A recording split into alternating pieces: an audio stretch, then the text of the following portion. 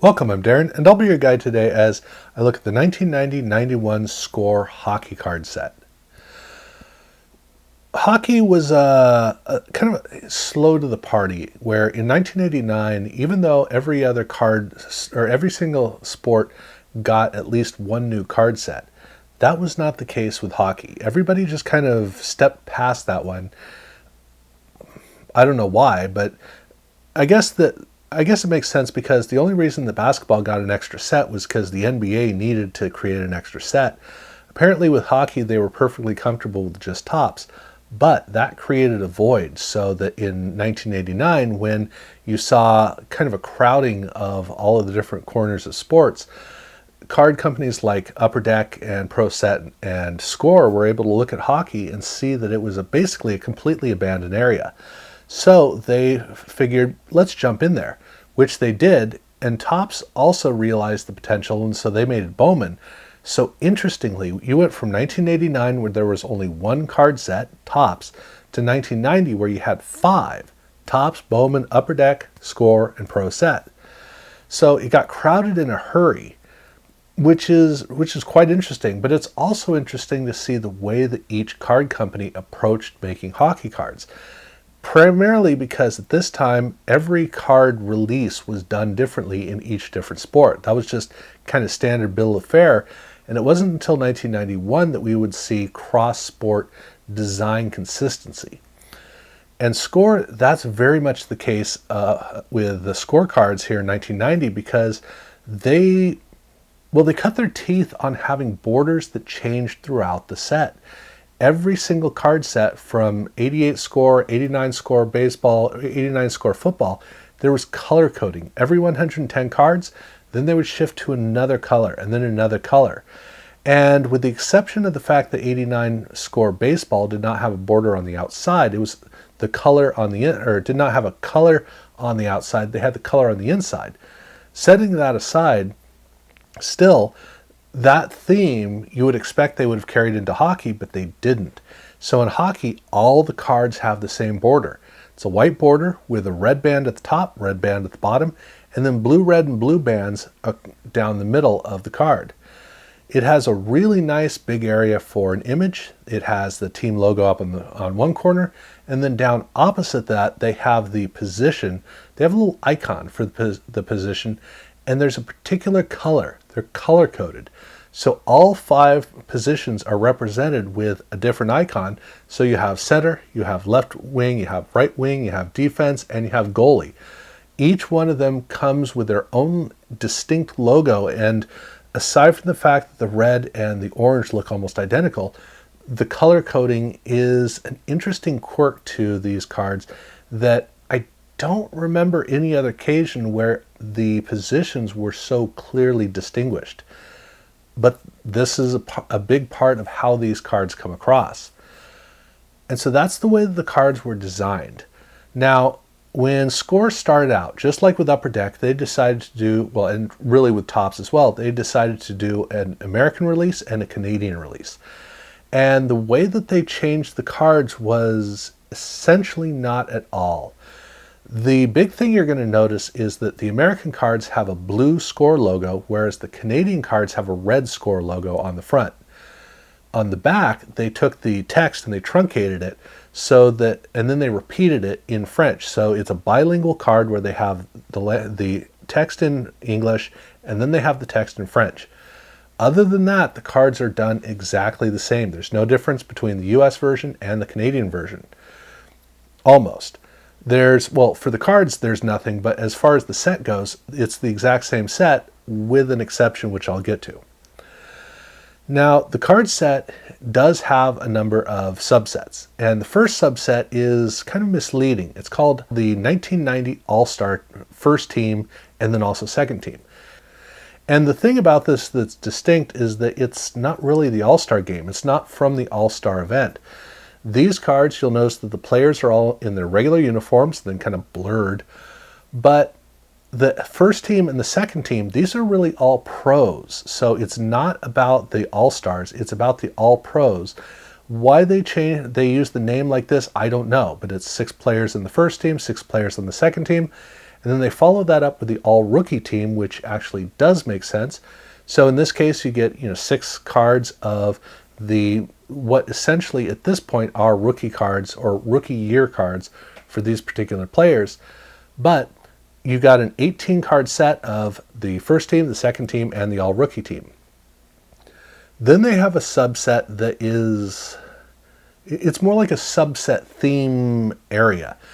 In football, they had something called Crunch Crew. And Crunch Crew was where they took cartoons, they took comic books, and they took the whole comic book fight text where it says, pow or bam. They did that with the cards in football. Well, they did something kind of similar here in hockey, where instead of having something like that, they had nicknames that look like they're comic booky.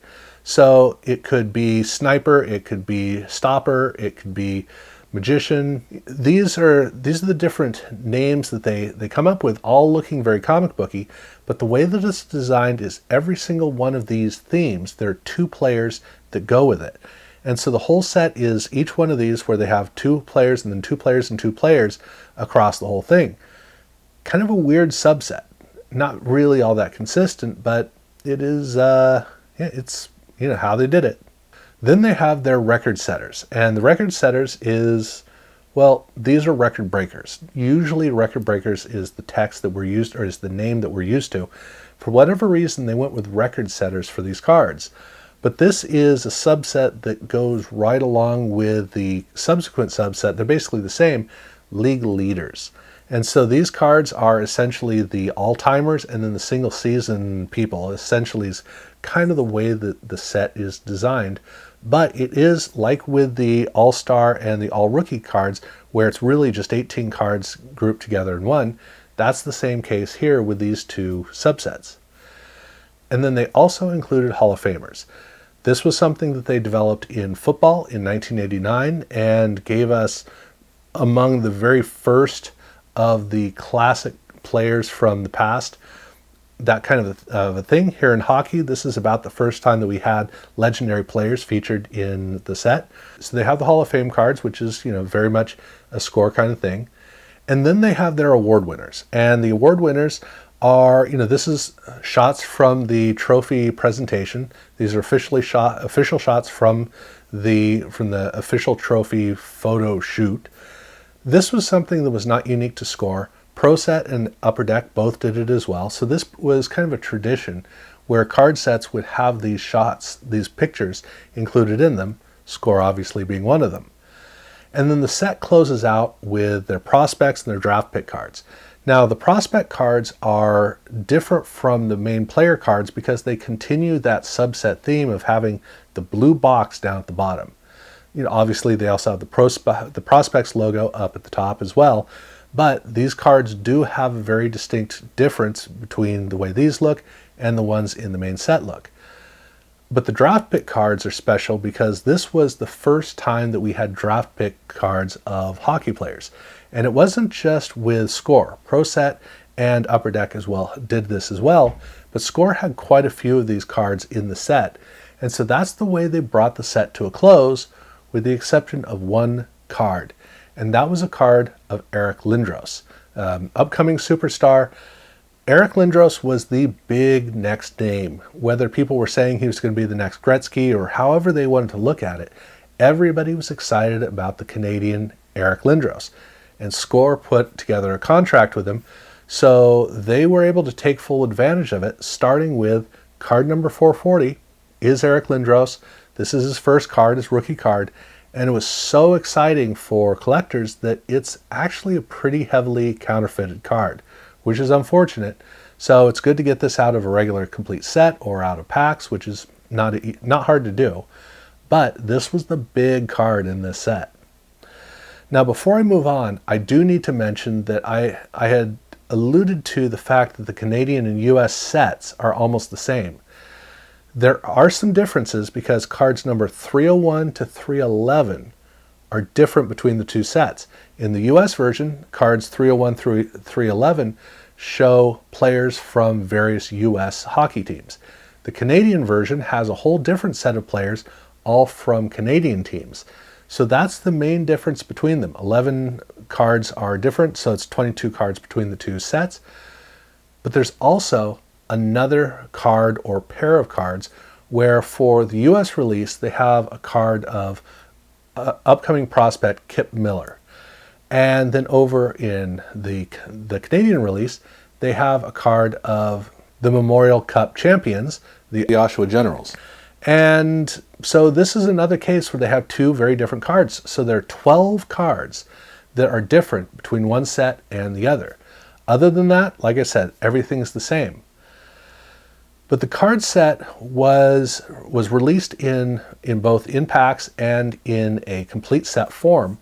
They had no inserts in packs, but with the complete set, they did have a special 5-card insert set of, guess who? Eric Lindros. These cards don't look anything like the cards in the set. They're basically designed to really showcase him and show off the great future that he was going to have. This was available both in the US sets as well as the Canadian sets, so there are both versions to get. And that does bring Score proper to a close. Now they did do a rookie and traded set, and the traded set is actually done differently, not because the cards are different, but because they replaced the red bands at the top and the bottom with yellow bands. So at least here they continued the tradition of making the cards look different. Obviously not better, but definitely different. And in this set, there are 2 cards of note, where the last card in the set is a card that honors Wayne Gretzky's 2,000th goal. So they threw this in as a really exciting card, and it closes out the set, and it's a very, very interesting card.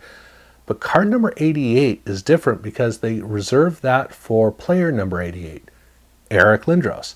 So he got to be in the traded set as well, and that's the traded set. But they also did a Hottest Rookies and Stars set, which is something they'd kind of been doing in baseball.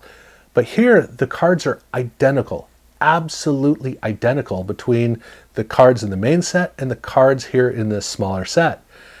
The only way you can tell is by the card number. So if you're curious about Mario Lemieux, he's either card number 2 in the main set, or he's also card number 34 in the rookie and traded set. So I don't know why they did them exactly the same, but they did, and so that can be kind of confusing. They also did a Young Superstars card, and these cards are, well, they're not just glossy. They are lacquered like crazy. They almost feel plastic. It's a very unusual card to run across. I mean, there are other scorecards that have had this feel, but this, for some reason, this card really kind of stands out to me. And you might notice it also includes Eric Lindros. So like I said, they were really working hard to take full advantage of the contract that they had with this kid. And then the very last thing to talk about is from their national convention or from their Fan Fest special set. This was something they did in all 3 sports. So football, baseball, and hockey all had these sets that were available. It's a weird card that has kind of a pajama pattern design where they have the different position icons, the images of the positions for the different, well, the positions that we saw on the card. And then they have hockey pucks that are mixed around with that look more like Oreos being advertised than anything else, but this is the way the card design was built. And the cards are, well, there were 3 different events, and the cards are different because there's a green band at the bottom, and you can see from the FanFest card that there is nothing on that green band at the bottom. That's the way the FanFest card was. For the National, they have text referring to the National Sports Card Convention down on that lower band.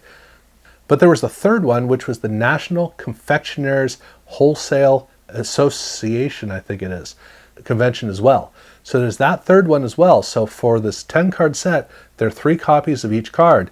So if you're collecting the team or the player, it's going to be 3 cards. If you're collecting all of the sets, it's 30 total cards. And that finally brings 1990 to a close. I'm not going to bother to get into 1991 right now because I'd love to, but we've been talking for a while. So this will pretty well wrap up this particular set. But it was a pretty good start that they made to hockey. Very different feel from what we saw in other sports, but still, it was a good start. So I will be doing the 1991 score hockey set in a future video, so definitely look out for that. Now, if you haven't subscribed to my channel, I do urge you to do so. Certainly check out other videos, and yeah, thank you very much for watching.